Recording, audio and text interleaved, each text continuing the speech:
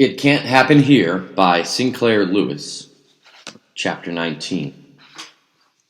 An honest propagandist for any cause, that is, one who studies and figures out the most effective way of putting over his message, will learn fairly early that it is not fair to ordinary folks. It just confuses them to try to make them swallow all the true facts that would be suitable to a higher class of people.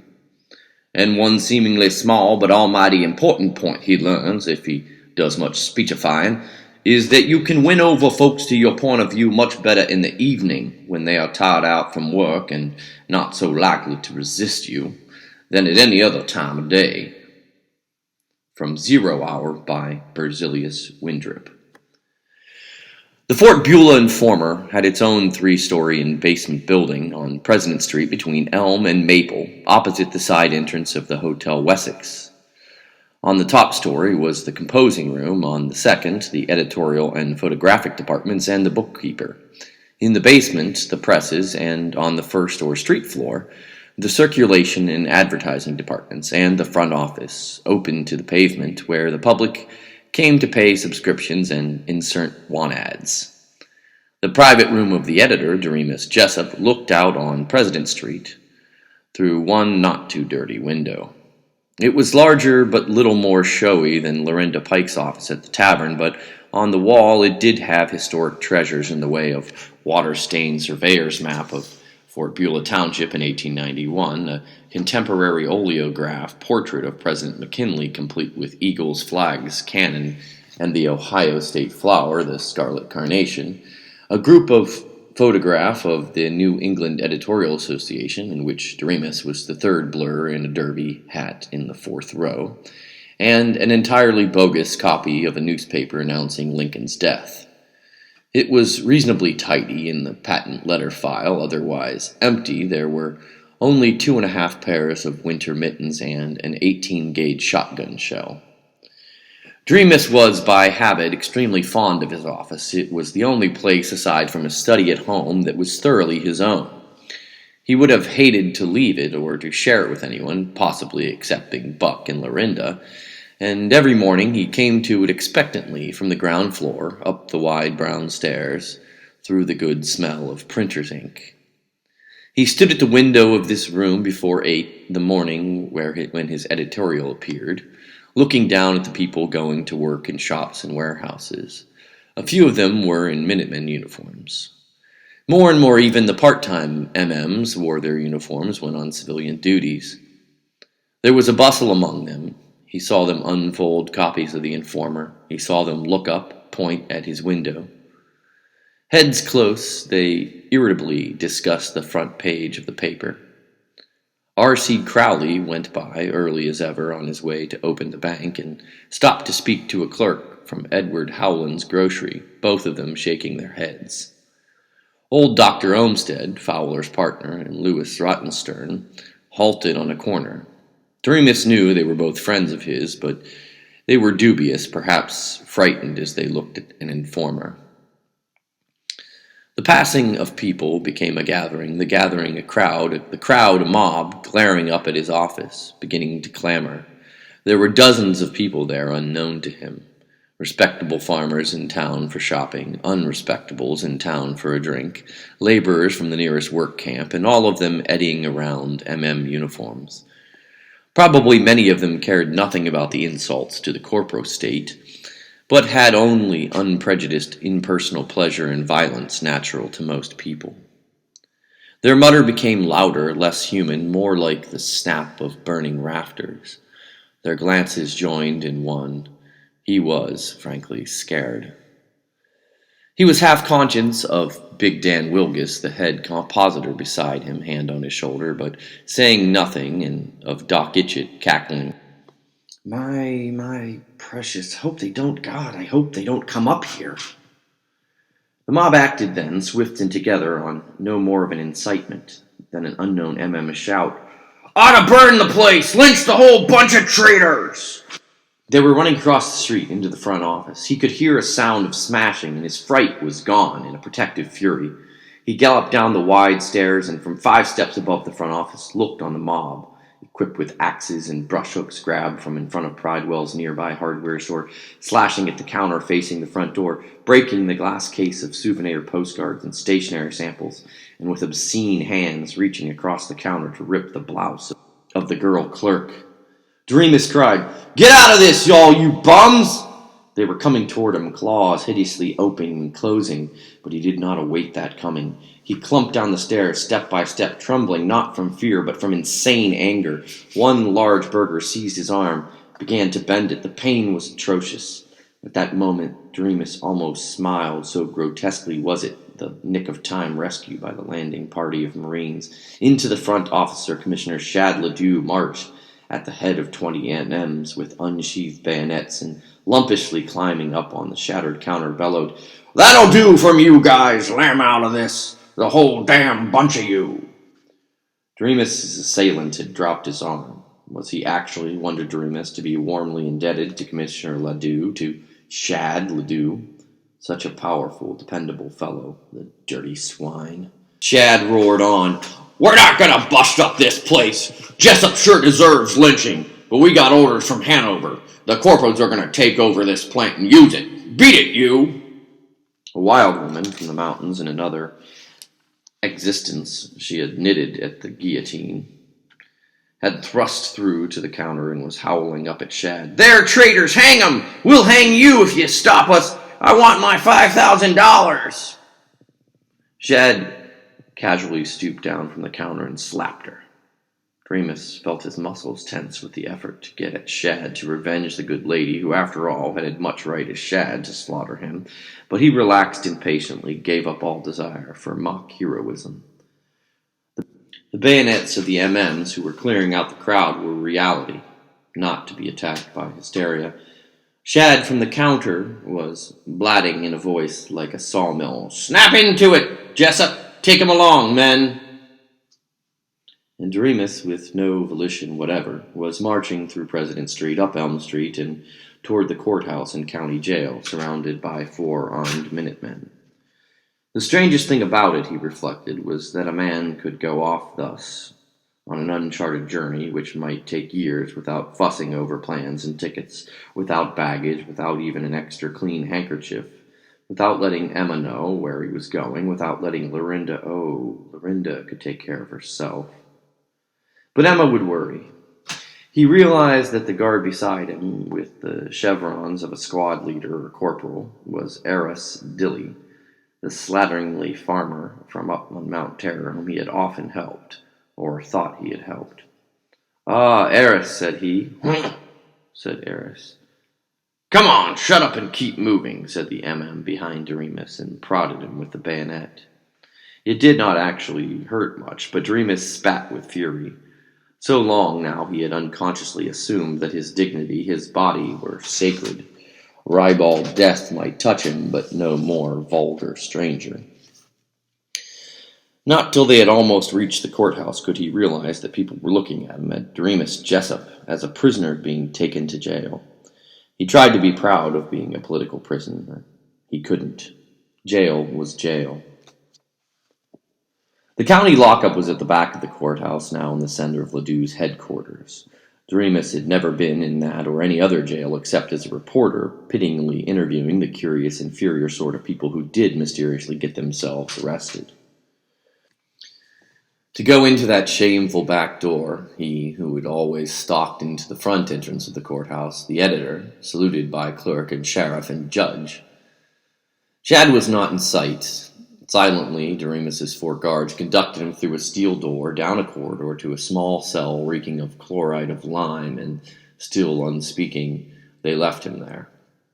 The cell had a cot with a damp straw mattress and a damper straw pillow, a stool, a wash basin with 1 tap for cold water, a pot, 2 hooks for clothes, a small barred window, and nothing else whatever except a jaunty sign ornamented with embossed forget-me-nots and a text from Deuteronomy, "He shall be free at home 1 year."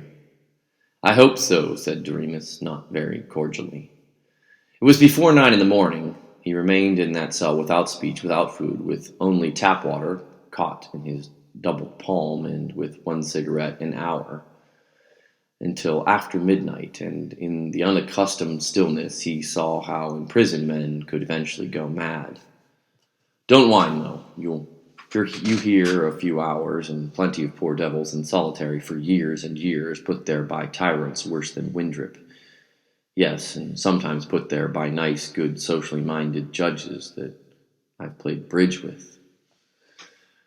But the reasonableness of thought didn't particularly cheer him. He could hear a distant babble from the bullpen where the drunks and vagrants and petty offenders among the MMs were crowded in enviable comradeship, but the sound was only a background for corroding stillness. He sank into a twitching numbness. He felt he was choking and gasped desperately. Only now and then did he think clearly, then only of the shame of imprisonment, or even more emphatically of how hard the wooden stool was on his ill-upholstered rump, and how much pleasanter it was, even so, than the cot, whose mattress had the quality of crushed worms. Once he felt that he saw the way clearly. The tyranny of this dictatorship isn't primarily the fault of big business, nor of the demagogues who do their dirty work. It's the fault of Doremus Jessup, of all the conscientious, respectable, lazy-minded Doremus Jessups who have let the demagogues wriggle in without fierce enough protest. A few months ago I thought the slaughter of the Civil War and the agitation of the violent abolitionists who helped bring it on were evil, but possibly they had to be violent, because easygoing citizens like me couldn't be stirred up otherwise. If our grandfathers had had the alertness and courage to see the evils of slavery and of a government conducted by gentlemen for gentlemen only, there wouldn't have been any need of agitators and war and blood. It's my sort, the responsible citizens, who've felt ourselves superior because we've been well-to-do and what we thought was educated, who brought on the Civil War, the French Revolution, and now the fascist dictatorship. It's I who murdered Rabbi de Varese. It's I who persecuted the Jews and the Negroes. I can blame no Aris Dilly, no Shad Ledoux, no Buzz Windrip, but only my own timid soul and drowsy mind. Forgive, O Lord. Is it too late? Once again, as darkness was coming into his cell, like the inescapable ooze of a flood, he thought furiously. And about Lorinda, now that I've been kicked into reality, got to be one thing or another. Emma, who's my bread, or Lorinda, my wine, but I can't have both. Oh, damn, what twaddle. Why can't a man have both bread and wine and not prefer one before the other? Unless maybe we're all coming into a day of battles when fighting will be too hot to let a man stop for anything save bread, and maybe even too hot to let him stop for that. The waiting in the smothering cell, the relentless waiting while the filthy window glass turned from afternoon to oblique darkness. What was happening out there? What had happened to Emma, to Lorinda, to the informer office, to Dan Wilgus, to Buck and Sissy and Mary and David? Why, it was today that Lorinda was to answer that action against her by Nipper. Today! Surely all that must have been done with a year ago. What had happened? Had military Judge Effingham Swan treated her as she deserved? But Remus slipped again from his living agitation into the trance of waiting and catnapping on the hideously uncomfortable little stool. He was dazed when at some unholily late hour, it was just after midnight, he was aroused by the presence of armed MMs outside his bar cell door, and by the hillbilly drawl of the squad leader, Aris Dilly. "Well, guess you better get up now. Better get up. Judge wants to see you. Judge says he wants to see you. Hey, guess you didn't ever think I'd be squad leader, did you, Miss Jessup?" Doremus was escorted through the angling corridors to the familiar side entrance of the courtroom, the entrance where once he had seen Tad Dilly, Aris' degenerate cousin, shamble in to receive sentence for clubbing his wife to death. He could not keep from feeling that Tad and he were kin now. He was kept waiting for a quarter hour outside the closed courtroom door. He had time to consider the 3 guards commanded by squad leader Aris. He happened to know that one of them had served a sentence at Windsor for robbery with assault, and one, a surly young farmer, had been rather doubtfully acquitted on a charge of barn burning in revenge against the neighbor. He leaned against the slightly dirty gray plaster wall of the corridor. "Stand straight there, you! What the hell do you think this is, and keeping us up late like this?" said the rejuvenated, the redeemed heiress, waggling his bayonet and shining with desire to use it on the bourgeois. Doremus stood straight. He stood very straight. He stood rigid beneath a portrait of Horace Greeley. Till now, Doremus had liked to think of that most famous of radical editors, who had been a printer in Vermont from 1825 to 1828, as his colleague and comrade. Now he felt colleague only to the revolutionary Karl Pascals. His legs, not too young, were trembling. His calves ached. Was he going to faint? What was happening in there, in the courtroom? To save himself from the disgrace of collapsing, he studied Eris Dilly. Though his uniform was fairly new, Eris had managed to deal with it as his family, and he had dealt with their house on Mount Terror, once a sturdy Vermont cottage with shining white clapboard, now mud-smeared and rotting. His cap was crushed in, his breeches spotted, his leggings gapping, and one tunic button hung by a thread. "I wouldn't particularly want to be dictator over an heiress, but I most particularly do not want him and his like to be dictators over me, whether they call them fascists or corpos or communists or monarchists or free democratic electors or anything else. That makes me a reactionary kulak. All right. I don't believe I've ever really liked the shiftless brethren for all my lying handshaking. Do you think the Lord calls on us to love the cowbirds as much as the swallows? I don't. Oh, I know Eris has had a hard time, mortgage and 7 kids, but cousin Henry Veeder and Dan Wilgus, yes, and Pete Futong and the Canuck that lives right across the road from Eris and has had just exactly the same kind of land. They were all born poor, and they've lived decently enough.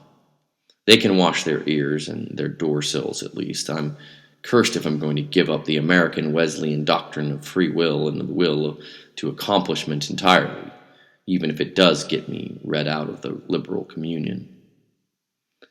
Eris had peeped into the courtroom, and he stood giggling. Then Lorinda came out after midnight. Her partner, the wart Nipper, was following her, looking sheepishly triumphant. "Linda, Linda!" called Doremus, his hands out, ignoring the snickers of the curious guards trying to move toward her. Eris pushed him back, and at Lorinda sneered. "Go on! Move on there!" And she moved. She seemed twisted and rusty, as Doremus would have thought her bright steeliness could never have been. Eris cackled.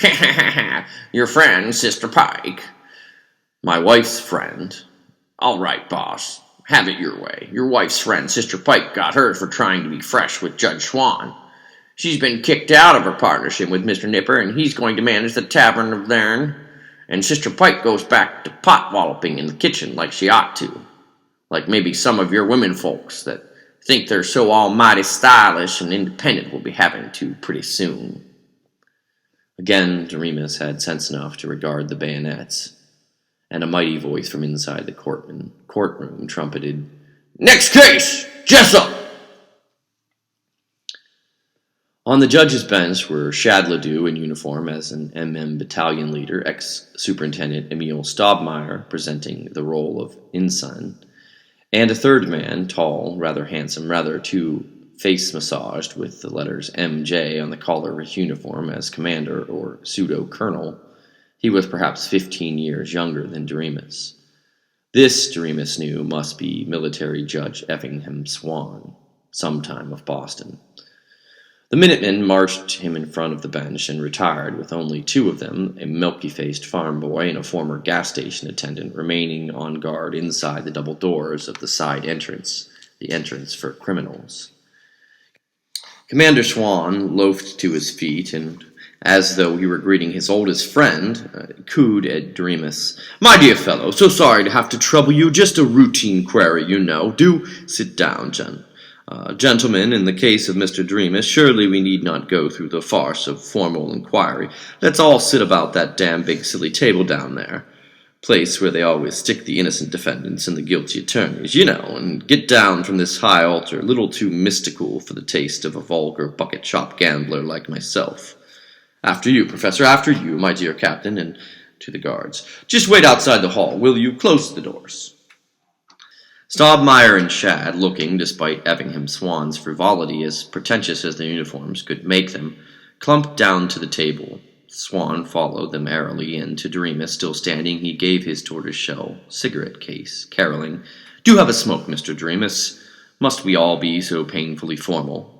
Doremus reluctantly took a cigarette, and reluctantly sat down as Swan waved him to a chair, with something not quite so airy and affable in the sharpness of the gesture.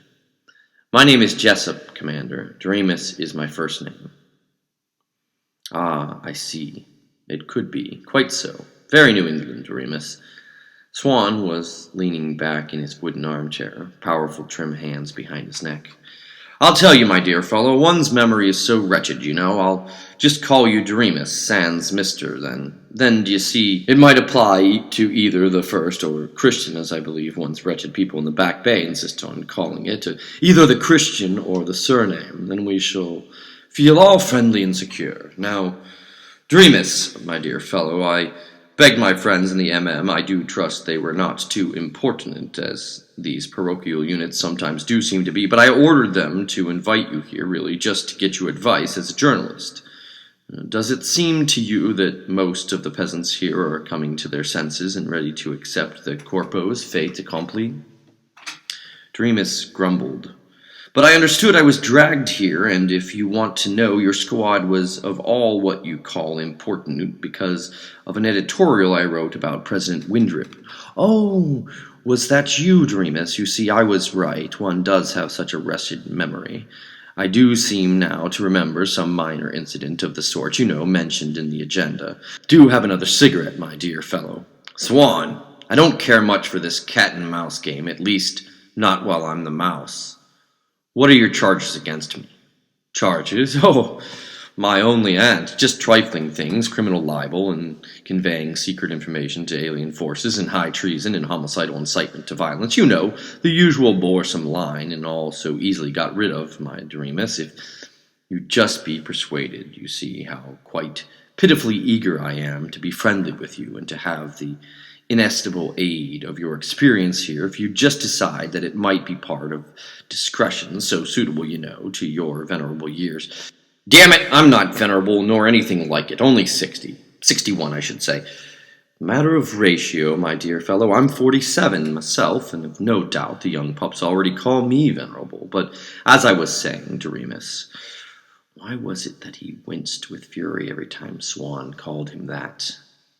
"With your position as one of the Council of Elders, and with your responsibilities to your family, it would be too sick-making if anything happened to them, you know. You just can't afford to be too brash, and all we desire is for you to play along with us in your paper. I would adore the chance of explaining some of the corpos and the chief's still unrevealed plans to you. You'd see such a new light." Shad grunted. Jessup couldn't see a new light if it was on the end of his nose." "A moment, my dear Captain, and also, Doremus, of course, we shall urge you to help us by giving us a complete list of every person in this vicinity that you know who is secretly opposed to the administration." "Spying? Me?" "Quite. I'm accused of... I insist on having a lawyer, Mungo Kitterick, and on being tried, not all this bear-baiting." "Quaint name, Mungo Kitterick." "Oh, my only aunt, why does it give me so absurd of a picture of an explorer with a Greek grammar in his hand?" "You don't quite understand, my Doremus. Habeas corpus, due process of law, too bad. All of those ancient sanctities, dating no doubt from Magna Carta, been suspended, but just temporarily, you know. State of crisis, unfortunate necessity, martial law." "Damn it, Swan." "Commander, my dear fellow, ridiculous matter of military discipline, you know, such rot. You know mighty well and good it isn't temporary, it's permanent. That is, as long as the corpos last." "It could be." "Swan, Commander, you get that it could be, and my aunt, from the Reggie Fortune stories, don't you? Now, there is a fellow detective story fanatic, but how too bogus. And that's Evelyn Waugh. Quite a literary man for so famous a yachtsman and horseman, Commander. Horseman, yachtsman, literary man. Am I, Doremus, even in my sanctum sanctorum, having, as the lesser breeds would say, the pants kidded off of me? Oh, my Doremus, that couldn't be, and just when one is so feeble after having been so, shall I say, excoriated by your so amiable friend, Mrs. Lorinda Pike. No, how too unbefitting the majesty of law. Chad interrupted again. Yeah, we had a swell time with your girlfriend, Jess. I already had the dope about you and her before. Doremus sprang up, his chair crashing backward on the floor. He was reaching for Shad's throat across the table. Effingham Swan was on him, pushing him back into another chair. Doremus hiccuped with fury. Shad had not even troubled to rise, and he was going on contemptuously. Yeah, you two have quite some trouble if you try to pull any spy stuff on the corporos. My, Doremus, ain't we had fun, Lindy and you, playing footy these last couple of years? Didn't nobody know about it, did they? But what you didn't know was Lindy, and don't it beat hell a long, low, skinny old maid like her can have so much pep, and she's been cheating on you right along, sleeping with every doggone man boarder she's had at the tavern, and of course, with her little squirt of a partner, Nipper. Swan's great hand of an ape with a manicure, held Doremus in his chair. Shad snickered. Emil Stobmeyer, who had been sitting with his fingertips together, laughed amiably. Swan patted Doremus's back. He was less sunken by the insult to Lorinda than by the feeling of helpless loneliness. It was so late, the night so quiet. He would have been glad if even the MM guards had come in from the hall. Their rustic innocence, however barnyardishly brutal, would have been comforting after the easy viciousness of the three judges. Swan was placidly resuming. But I suppose we really must get down to business, however agreeable, my dear clever literary detective, it would be to discuss Agatha Christie and Dorothy Sayers and Norman Klein. Perhaps we can someday, when the chief puts us both in the same prison. There's really, my dear Doremus, no need of your trouble in your legal gentleman, Mr. Monkey Kitteridge. I'm quite authorized to conduct this trial, for, quaintly enough, Doremus, it is a trial despite the delightful St. Botloff's atmosphere. And as to testimony, I already have all I need, both in the good Miss Lorinda's inadvertent admissions in the actual text of your editorial criticizing the chief, and in the quite thorough reports of Captain Ledoux and Dr. Stobmeyer. One really ought to take you out and shoot you, and one is quite empowered to do so. Oh, quite. But one has one's faults. One is really too merciful. And perhaps we can find a better use for you than as fertilizer. You are, you know, rather too much on the skinny side to make adequate fertilizer. You are to be released on parole to assist and coach Dr. Stobmeyer, who, by orders of Commissioner Reek at Hanover, has just been made editor of the Informer, but who doubtless lacks certain points of technical training. You will help him, oh, gladly, I'm sure, until he learns. Then we'll see what we'll do with you. You will write editorials with all of your accustomed brilliance, as I assure you, people constantly stop on Boston Common to discuss your masterpieces, have done for years, but you'll write only as Dr. Stobmeyer tells you. Understand? Oh, today, since 'tis already past the witching hour, you'll write an abject apology for your diatribe. Oh yes, very much on the abject side. You know, you veteran journalists do these things so neatly. Just admit you were a cockeyed liar and that sort of thing, bright and bantering, you know, and next Monday you will, like most of the other Ditchwater Dull papers, begin the serial publication of the chief's 0 hour. You'll enjoy that. Clatter and shouts at the door, protest, the unseen guard, Dr. Fowler Greenhill pounding in, stopping with arms akimbo, shouting as he strode down to the table. What do you three comic judges think you're doing? And who may our impetuous friend be? He annoys me rather, Swan asked of Shad. Dr. Fowler, Jessup's son-in-law, and a bad actor. Why, a couple of days ago I offered him charge of medical inspection for all MMs in the county, and he said, this red-handed smart aleck here, he said that you, me, and Commissioner Reek and Doc Stobmeyer and all of us were a bunch of hobos that should be digging ditches in a labor camp if we hadn't stole some officers' uniforms. Ah, did he indeed, purred Swan. Fowler protested. "He's a liar. I never mentioned you. I don't even know who you are." "My name, good sir, is Commander Effingham Swan, M.J. Well, M.J., that still doesn't enlighten me. Never heard of you," Shad interrupted. "How the hell do you get past the guards, Fowler?" He, who had never dared call that long-reaching, swift-moving redhead anything more familiar than Doc. "Oh, all your Minnie Mouses know me. I've treated most of your brightest gunmen for unmentionable diseases, and I just told them at the door that I was wanted in here professionally." Swan was at his silkiest. "Oh, and how did we want you, my dear fellow, though we didn't know it until this moment? So you are one of these brave, rustic Esculapuses?" "I am, and if you were in a war, which I doubt from your pansy way of talking, you may be interested to know that I am also a member of the American Legion, quit Harvard and joined up in 1918 and went back afterwards to finish. And I want to warn you three half-baked Hitlers. Ah, but my dear friend, a military man, how to? Then we shall have to treat you as a responsible person, responsible for your idiocies, not just as the uncouth clodhopper that you appear." Fowler was leaning both fists on the table. Now I've had enough. I'm going to push in your booful face." Shad had his fists up, was rounding the table, but Swan snapped. "No! Let him finish. He may enjoy digging his own grave, you know. People do have such quaint, variant notions about sports.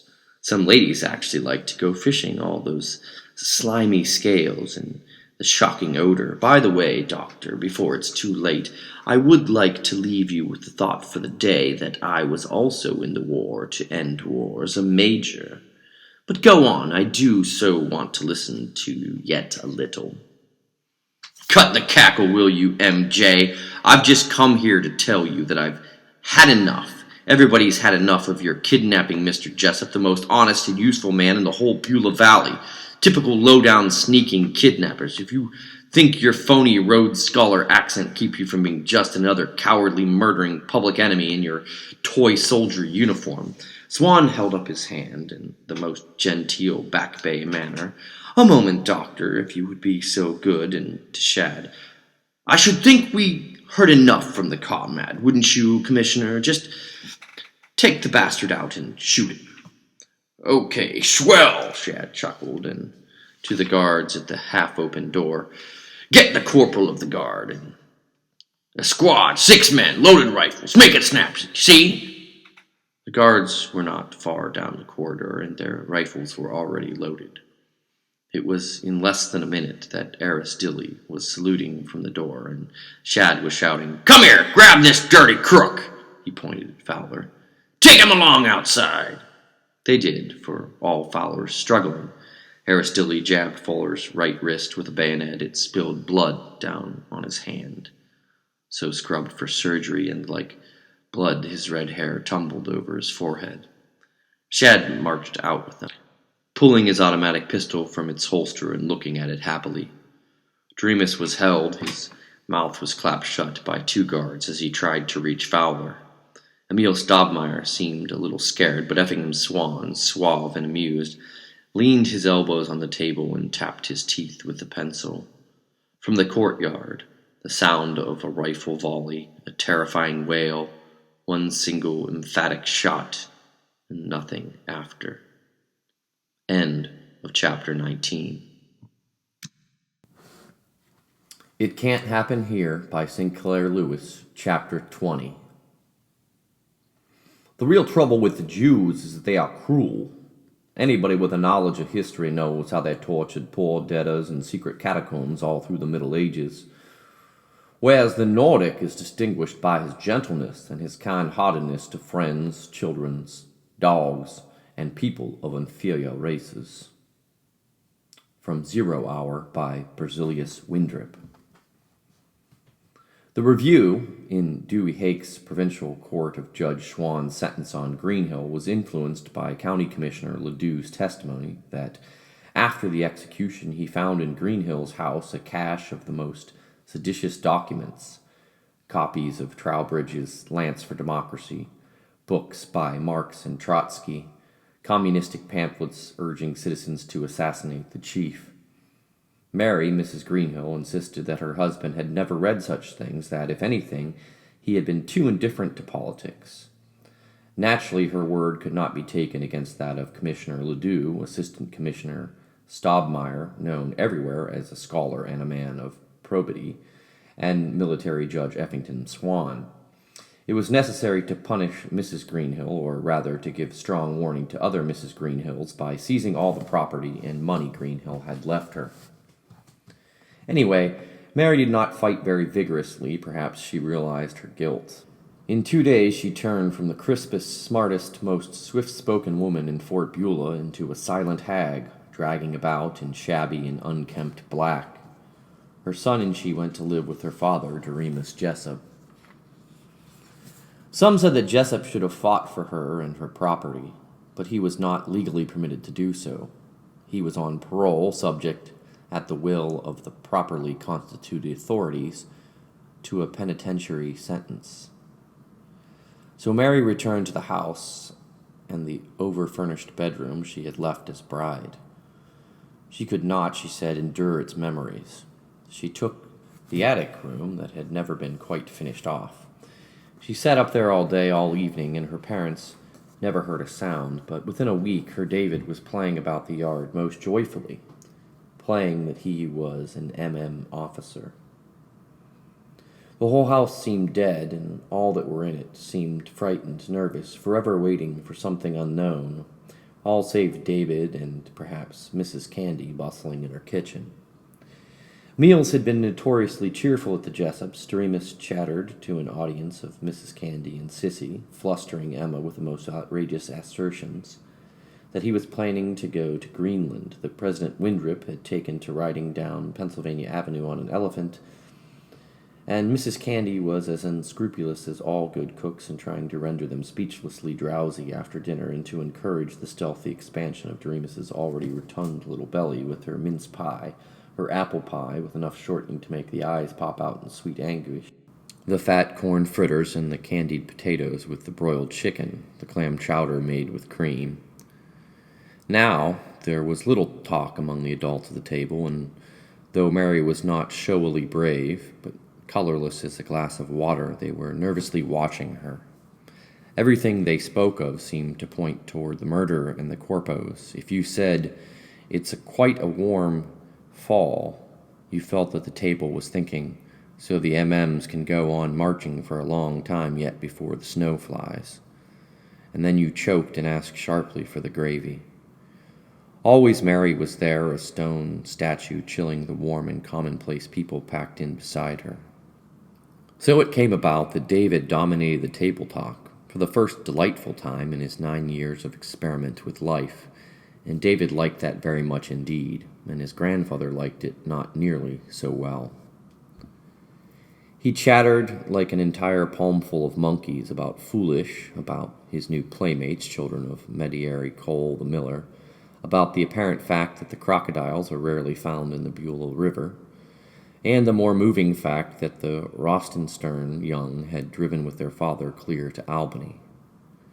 Now Doremus was fond of children, approved of them, felt with an earnestness uncommon to parents and grandparents that they were human beings and as likely as the next one to become editors, but he hadn't enough sap of the Christmas holly in his veins to enjoy listening without cessation to the bright prattle of children. Few males have, outside of Louisa May Alcott. He thought, though he wasn't very dogmatic about it, that the talk of a Washington correspondent about politics was likely to be more interesting than Davy's remarks on cornflakes and garter snakes. So he went on loving the boy and wishing he would shut up, and escaped as soon as possible from Mary's gloom and Emma's suffocating thoughtfulness, wherein you felt every time Emma begged, "Oh, you must take just a little more of the nice chestnut dressing, Mary dearie," that you really ought to burst into tears. Doremus suspected that Emma was essentially more appalled by his having gone to jail than by the murder of her son-in-law.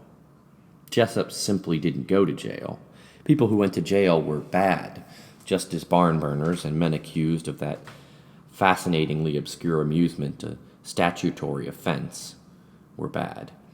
And as for bad people, You might try to be forgiving and tender, but you didn't sit down to meals with them.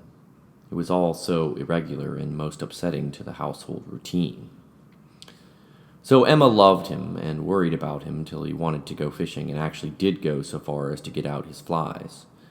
But Lorinda had said to him, with eyes brilliant and unworried, "And I thought you were just a cud-chewing liberal that didn't mind being milked. I am so proud of you.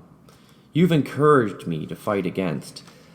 Listen, the minute I heard about your imprisonment, I chased Nipper out of my kitchen with a bread knife. Well, anyway, I thought about doing it." The office was deader than the house. The worst of it was that it wasn't so very bad that he saw he could slip into serving the corpo state with eventually no more sense of shame than was felt by old colleagues of his who in pre-corpo days had written advertisements for fraudulent mouthwashes or tasteless cigarettes or written for supposedly reputable magazines mechanical stories about young love. In a waking nightmare after his imprisonment, Doremus had pictured Stobmeyer and Ledoux in the informer office standing over him with whips, demanding that he turn out sickening praise for the corpos, yelling at him until he rose and killed and was killed. Actually, Shad stayed away from the office, and Doremus's master, Stobmeyer, was ever so friendly and modest and rather nauseatingly full of praise for his craftsmanship.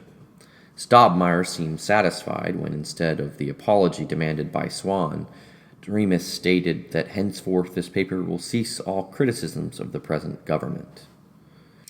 Doremus received from District Commissioner Reed a jolly telegram thanking him for gallantly deciding to turn your great talent, service, and people toward correcting errors doubtless made by us in an effort to set up a more realistic state. "Ugh," said Doremus, and did not chuck the message at the wastebasket, but carefully walked over and rammed it down amid the trash. He was able, by remaining with the informer in her prostitute days, to keep Stobmeyer from discharging Dan Wilgus, who was sniffy to the new boss and unnaturally respectful now to Doremus. And he invented what he called the yow-yow editorial. This was a dirty device of stating as strongly as he could an indictment of corpoism, then answering it as feeble as he could, as with a whining yow-yow-yow, that's what you say. Neither Stobmeyer nor Shad caught him at it, but Doremus hoped fearfully that the shrewd Effingham Swan would never see the yow-yows. So week on week he got along not too badly, and there was not 1 minute when he did not hate this filthy slavery, when he did not have to force himself to stay there, when he did not snarl at himself, "Then why do you stay?" His answer to that challenge came glibly and conventionally enough. He was too old to start in life again, and he had a wife and family to support. Emma, Sissy, and now Mary and David. All these years he had heard responsible men who weren't being quite honest, radio announcers, soft soap speakers who were fools, and wares that were trash, and who canariously chirped, "Thank you, Major Blister," when they would rather have kicked Major Blister, preachers who did not believe in the decayed doctrines they dealt out, doctors who did not dare tell lady invalids that they were sex-hungry exhibitionists, merchants who peddled brass for gold. Heard all of them complacently excuse themselves by explaining they were too old to change and that they had a wife and family to support. Why not let the wife and family die of starvation or get out and hustle for themselves if by no other means the world could come to the chance of being freed from the most boresome, most dull, and foulest disease of having always to be a little dishonest? So we raged and went on grinding out a paper dull and a little dishonest, but not forever. Otherwise, the history of Doremus Jessup would be too drearily common to be worth recording. Again and again, figuring it out on rough sheets of copy paper, adorned also with concentric circles, squares, whorls, and the most improbable fish, he estimated that even without selling the informer or his house, as under corporal espionage he certainly could not if he fled to Canada, he could cash in about $20,000, say enough to give him an income of $1,000 a year, $20 a week, provided he could smuggle the money out of the country, which the corpos were daily making more difficult. Well, Emma and Sissy and Mary and he could live on that in a four-room cottage, and perhaps Sissy and Mary could find work. But as for himself, it was all very well to talk about men like Thomas Mann and Lyon Feuchtwanger and Romain Rollard, who in exile remained writers, whose every word was in demand, about Professor Einstein or Salvamini, or under corpoism, about the recently exiled or self-exiled Americans, Walt Trowbridge, Mike Gold, William Allen White, John Dos Passos, H.L. Mencken, Rexford Tugwell, Oswald Villiard. Nowhere in the world, except possibly in Germany or Greenland, would such stars be unable to find work and soothing respect. But what was an ordinary newspaper hack, especially if he was over 45, to do in a strange land, and more especially if he had a wife named Emma or Carolina or Nancy or Griselda or anything else, who didn't at all fancy going and living in a sod hut on behalf of honesty and freedom? So debated Doremus, like some hundreds of thousands of other craftsmen, teachers, lawyers, and whatnot, in some dozens of countries under a dictatorship, who were aware enough to resent the tyranny, conscientious enough not to take its bribes cynically, yet not so abnormally courageous as to go willingly to exile or dungeon or chopping block, particularly when they had wives and families to support. Doremus hinted once to Emil Staubmeier that Emil was getting on to the ropes so well that he thought of getting out, of quitting newspaper work for good. The hitherto friendly Mr. Staubmeier said sharply, "What do you think? Sneak off to Canada and join the Propagandist against the chief? Nothing doing. You'll stay right here and help me, help us." And that afternoon, Commissioner Shadledoux shouldered in and grumbled, "Dr. Schneidmeyer tells me you're doing pretty fairly good work, Jessup, but I just want to warn you to keep it up. Remember that Judge Swan only let you out on parole. To me. You can do fine if you just set your mind to it."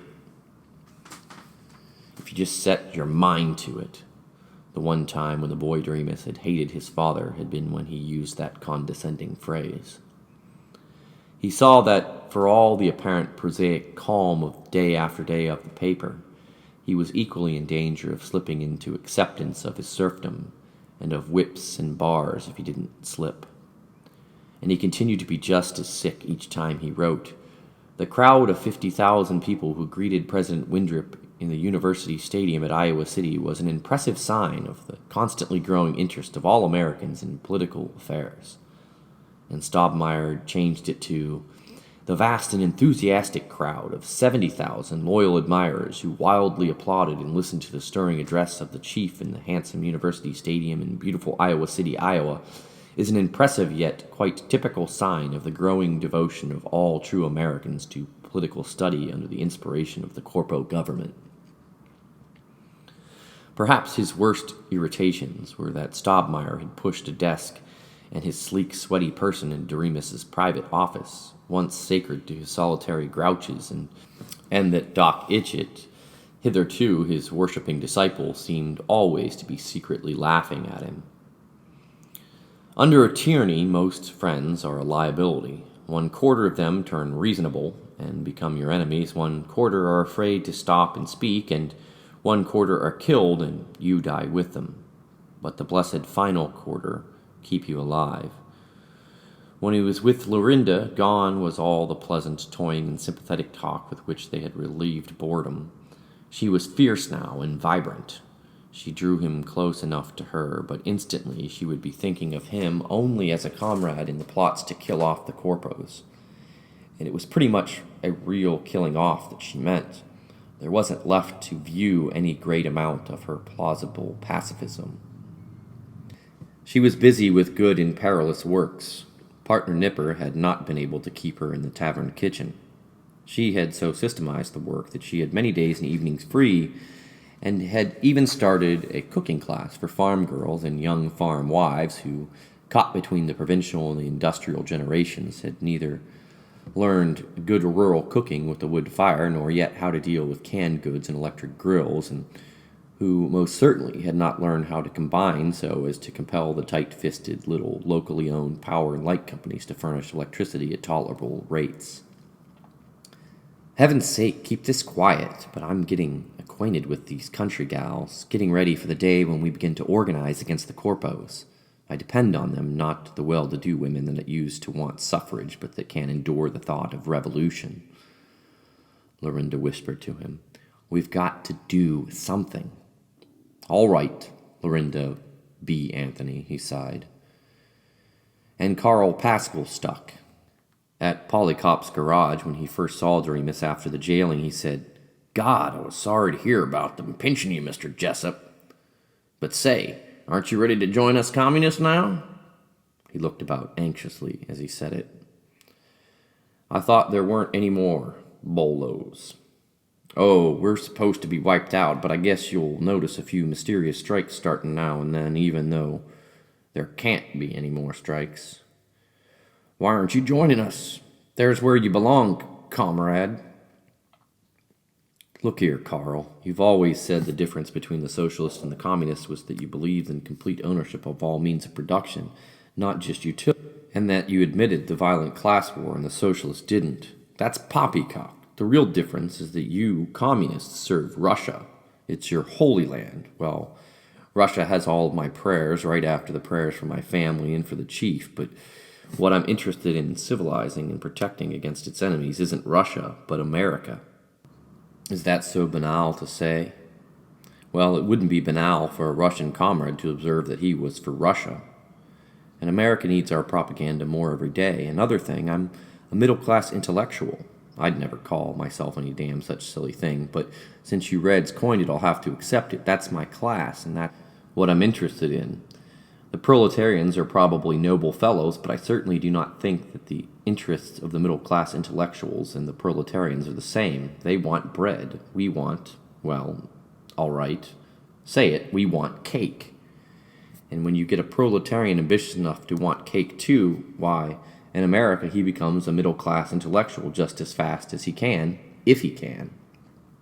Look here, when you think of the 3% of the people owning 90% of the wealth, I don't think of it. It does not follow that because a good man of the intellectuals belong to the 97% of the broke, that plenty of actors and teachers and nurses and musicians don't get any better paid than stagehands or electricians, therefore their interests are the same. It isn't what you earn, but how you spend it that fixes your class, whether you prefer bigger funeral services or more books. I'm tired of apologizing for not having a dirty neck. Honestly, Mr. Jessup, that's damn nonsense, and you know it. Is it? Well, it's my American covered wagon damn nonsense, and not the propaganda airplane damn nonsense of Marx in Moscow. Oh, you'll join us yet. Listen, Comrade Karl, Windrip and Hitler will join Stalin long before the descendants of Daniel Webster. You see, we don't like murder as a way of argument. That's what really marks the liberal. About his future, Father Père Fix was brief. I'm going back to Canada where I belong, way to the freedom of the king. Hate to give up, Dreamus, but I'm no Thomas à Becket, but just a plain, scared, fat little clerk. The surprise among old acquaintances was from Derry Cole, the miller. A little younger than Francis Tasbro, and R.C. Crowley, less intensely aristocratic than those noblemen, since only one generation separated him from a chin-whiskered Yankee farmer, and not two, as with them. He had been their satellite at the country club, and as to solid virtue, been president of the Rotary Club. He had always considered Dreamus a man who, without such excuse as being a Jew, or a hunky, or poor, was yet flippant about the sanctities of Main Street and Wall Street. They were neighbors, as Cole's Cape Cod cottage was just below Pleasant Hill, but they had not by habit been droppers in. Now when Cole came bringing David home, or calling for his daughter Angela, David's new mate, toward supper time of a chilly fall evening, he stopped gratefully for a hot rum punch and asked Doremus whether he really thought inflation was such a good thing. He burst out one evening, "Jessup, there isn't another person in this town I'd dare say this to, not even to my wife, but I'm getting awful sick of having these Minnie Mouses dictate where I have to buy my gunny sacks and what I can pay my men. I won't pretend I ever cared much for labor unions, but in those days at least the union members did get some of the swag. Now it goes to support the MMs. We pay them and pay them big to bully us. I don't look so reasonable as it did in 1936, but golly, don't tell anybody I said that." And Cole went off shaking his head, bewildered, he who had ecstatically voted for Mr. Winthrop. On a day in late October, suddenly striking in every city and village and backhill hideout, the corpos ended all crime in America forever. So titanic a feat that it was mentioned in the London Times. 70,000 selected Minutemen, working in combination with town and state police officers, all under the chiefs of government secret service, arrested every known or faintly suspected criminal in the country. They were tried under court-martial procedure. 1 in 10 was shot immediately, 4 in 10 were given prison sentences, 3 in 10 released as innocent, and 2 in 10 taken in the MMs as inspectors.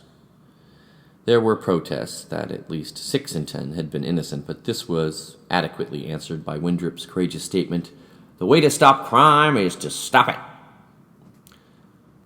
The next day, Madary Cole crowed at Doremus. "Sometimes I felt like criticizing certain features of the corporal policy, but you see what the chief did to the gangsters and the racketeers? Wonderful! I told you right along that's what this country needed is a firm hand like Winthrop's. No shilly-shallying about that fellow. He saw that the way to stop crime was just to go out and stop it."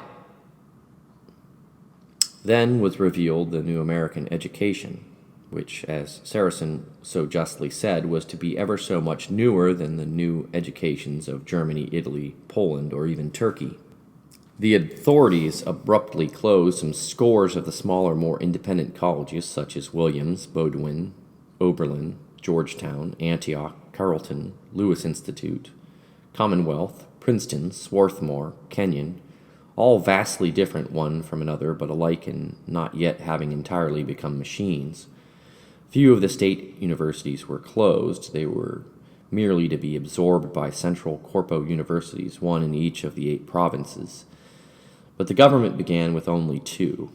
In the Metropolitan District, Winthrop University took over the Rockefeller Center and Empire State Buildings with most of the Central Park for playground, excluding the general public from it entirely, for the rest was an MM drill ground. The second was McGoblin University in Chicago and vicinity, using the buildings of Chicago and Northwestern universities in Jackson Park. President Hutchins of Chicago was rather unpleasant about the whole thing and declined to stay on as an assistant professor, so the authorities had politely to exile him. Tattlemonger suggested that the naming of Chicago plant after McGoblin instead of Saracen suggested a beginning coolness between Saracen and Winthrop, but the 2 leaders were able to quash such canards by appearing together at the great reception given to Bishop Cannon by the Women's Christian Temperance Union and being photographed shaking hands. Each of the 2 pioneer universities started with an enrollment of 50,000, making ridiculous the pre-corpo schools, none of which in 1935 had more than 30,000 students. The enrollment was probably helped by the fact that anyone could enter upon presenting a certificate showing that he had completed 2 years in high school or business college and a recommendation from a corpo commissioner. Dr. McGoblin pointed out that this founding of entirely new universities showed the enormous cultural superiority of the corpo state to the Nazis, Bolsheviks, and fascists, where these amateurs in race civilization had merely kicked out all the treacherous so-called intellectual teachers who mulishly declined to teach physics, cookery, and geography according to the principles and facts laid down by the political bureaus, and the Nazis had merely added to the sound measure of discharging Jews who dared attempt to teach medicine, and the Americans were the first to start new and completely orthodox institutions, free from the very first of any taint of intellectualism. All corpo universities were to have the same curriculum, entirely practical and modern, free of all snobbish tradition.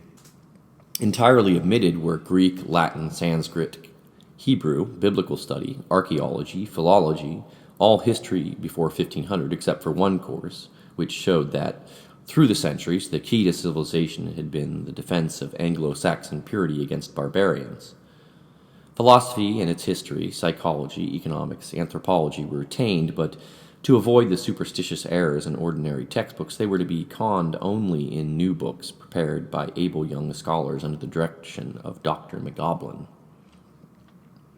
Students were encouraged to read, speak, and try to write modern languages, but they were not to waste their time on the so-called literature. Reprints from recent newspapers were used instead of antiquated fiction and sentimental poetry. As regards English, some study of literature was permitted to supply quotations for political speeches, but the chief courses were in advertising, party journalism, and business correspondence, and no authors before 1800 might be mentioned except Shakespeare and Milton. In the realm of so-called pure science, it was realized that only too much and too confusing research had already been done, but no pre-corpo university had ever shown such a wealth of courses in mining engineering, lakeshore cottage architecture, modern foremanship and production methods, exhibition gymnastics, the higher accountancy, therapeutics of athlete's foot, canning and fruit dehydration, kindergarten training, organization of chess, checkers, and bridge tournaments, cultivation of willpower, band music for mass meetings, schnauzer breeding, stainless steel formulae, cement road construction, and all other really useful subjects for the formation of the new world mind and character. And no scholastic institution, even West Point, had ever so richly recognized sport as not a subsidiary but a primary department of scholarship. All the more familiar games were earnestly taught, and to them were added the most absorbing speed competitions in infantry drill, aviation, bombing, and operation of tanks, armored cars, and machine guns.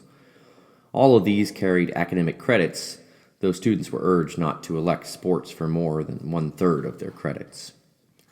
What really showed the difference from old fogey inefficiency was that, with the educational speed-up of the corporate universities, any bright lad could graduate in 2 years.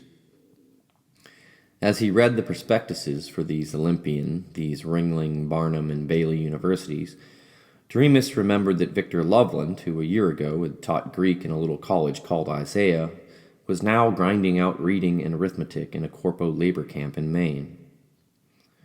Oh well, Isaiah itself had been closed, and its former president, Dr. Owen J. Peasley, district director of education, was to be right-hand man to Professor Almeric Trout when they founded the University of Northeastern Province, which was to supplant Harvard, Radcliffe, Boston University, and Brown.